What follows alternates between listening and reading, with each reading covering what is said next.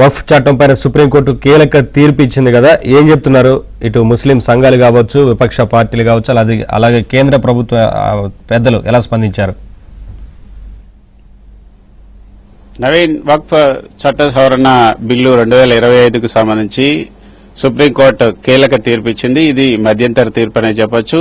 CJI BR Gavai నేతృత్వంలోని ధర్మాసనం ఈ యొక్క మధ్యంతర తీర్పునిచ్చింది. అయితే ఈ బిల్లులో సవరణలు చేస్తూ పార్లమెంట్ లో బిల్లు తీసుకొచ్చినప్పుడు పెద్ద వ్యతిరేకత వచ్చింది. తీవ్రంగా అందరూ కూడా అన్ని వర్గాల వారు వ్యతిరేకించారు. విపక్ష పార్టీలన్నీ కూడా తీవ్రంగా వ్యతిరేకించాయి. ఇస్లామిక్ సంఘాలు అయితే అసలు మొత్తం వక్ఫ్ ఆస్తులను ప్రభుత్వం చేజిక్కించుకోవడానికే ఈ చట్ట సవరణలు తీసుకొచ్చారంటూ పెద్ద ఎత్తున ఆగ్రహాన్ని వ్యక్తం చేశాయి. వీటన్నిటిని బిల్లు పాస్ అయిన రోజే సుప్రీంకోర్టులో సుమారు 70కి పైగా ఈ పిటిషన్లు దాఖలయ్యాయి. వక్ఫ్ బోర్డులో ఏదైతే ఈ చట్ట సవరణ బిల్లు ఏదైతే ఉందో, వక్ఫ్ చట్ట సవరణ బిల్లులో ఉన్నటువంటి ముఖ్యమైనటువంటి అంశాలు, వివాదాస్పదమైనటువంటి అంశాలు ఏవైతే ఉన్నాయో వాటి మీద ఈ రోజు కొంత కీలకమైనటువంటి తీర్పుని సుప్రీంకోర్టు ఈ రోజు ఇచ్చిందనే చెప్పొచ్చు.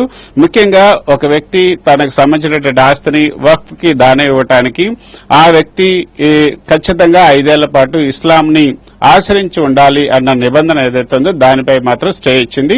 అదేవిధంగా వక్ఫ్ నుంచి దానం తీసుకోవడానికి కూడా 5 ఏళ్లు ఆ వ్యక్తి ఇస్లాంను ఆచరిస్తూ ఉండాలి అన్న అంశంపై కూడా ఈ రోజు స్టే ఇచ్చింది. అంటే ఒక వ్యక్తి ఇస్లాంని ఆచరిస్తున్నాడా లేదా 5 ఏళ్ల పాటు అన్నది ఏ విధంగా నిర్ధారిస్తారు? దానికి సంబంధించి ఇస్లాం ఆచరిస్తున్నా అంటే దానికి ఒక డాక్యుమెంట్లు గాని ఏమి గాని ఉండవు. కాబట్టి దాన్ని ఏ విధంగా ప్రూవ్ చేస్తారు? కానీ దీనికి సంబంధించి కొన్ని గైడ్ లైన్స్ రాష్ట్ర ప్రభుత్వం నియమించేంత వరకు, ఒక మెకానిజం ని నియమించేంత వరకు కూడా దానిపైన స్టే విధిస్తున్నామంటూ అది ఒక ముఖ్యమైనటువంటి అంశం గతంలో చూసాం. సో దానిపైన స్టే విధించింది. అదేవిధంగా కలెక్టర్ కి ఒక ఆస్తి, అది వక్ఫ్ ఆస్తా లేదా అది గవర్నమెంట్ ఆస్తా అన్నది నిర్ధారించే ఆ యొక్క అధికారాన్ని కలెక్టర్ కట్టిపెడుతూ ఈ చట్ట సవరణ బిల్లులో కలెక్టర్ కి అధికారాన్ని కట్టిపెట్టారు. ఆ అధికారాన్ని కూడా నిలిపివేసింది.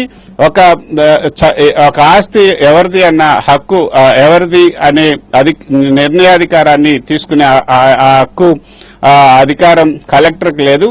కాబట్టి అది కోర్టులకే ఉంది. కాబట్టి కలెక్టర్ కి అధికారాలు ఇస్తూ ఏదైతే ఈ సవరణ బిల్లులో సవరించారో దానిపై కూడా స్టే విధించింది. అదేవిధంగా కొన్ని ముఖ్యమైనటువంటి అంశాలు, మరికొన్ని అంశాలు, ఈ యొక్క సీఈఓ, వక్ఫ్ బోర్డుకు సంబంధించినటువంటి సీఈఓ ముస్లిమేతర వ్యక్తి ఉండొచ్చు అంటూ ఈ బిల్లులో తీసుకొచ్చారు. దానిపై కూడా స్టే విధించింది. కాకపోతే సాధ్యమైనంత వరకు సీఈఓ ముస్లిమేతర వ్యక్తి ఉండాలి. సాధ్యం కాకపోతే ఒకవేళ అక్కడ కనుక ముస్లిం కనుక లేకపోతే ఆ సమయంలో ముస్లిమేతర వ్యక్తిని సీఈఓగా ఉంచవచ్చు.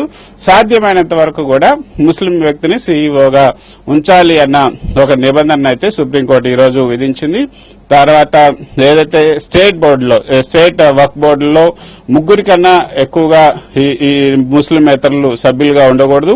అదేవిధంగా సెంట్రల్ బోర్డులో 4 కన్నా ఎక్కువగా ఈ ముస్లిమేతరులు సభ్యులుగా ఉండకూడదన్న అంశంపై కూడా ఈ రోజు సుప్రీంకోర్టు తాత్కాలికంగా తన మధ్యంతర తీర్పులో స్పష్టం చేసింది.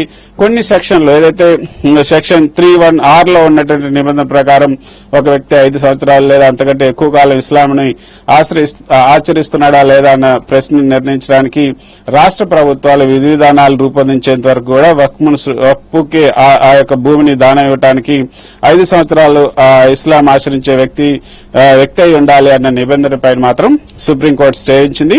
అదేవిధంగా అటువంటి యంత్రాంగం లేకుండా ఈ విధంగా నిర్బంధం విధించడం అన్నది ఏకపక్ష అధికార వినియోగానికి దారితీస్తుందని కూడా సుప్రీంకోర్టు స్పష్టం చేసింది. ఇక సెక్షన్ 3లో ఉన్నటువంటి సబ్ సెక్షన్ 2లో నిబంధన ప్రకారం ప్రభుత్వ ఆస్తిని వక్ఫ్ ఆస్తిని ఆక్రమిస్తుందా లేదా అన్న దానిపైన కూడా ఈ కలెక్టర్ కు ఉన్నటువంటి అధికారాలపై కూడా స్టే ఇచ్చింది.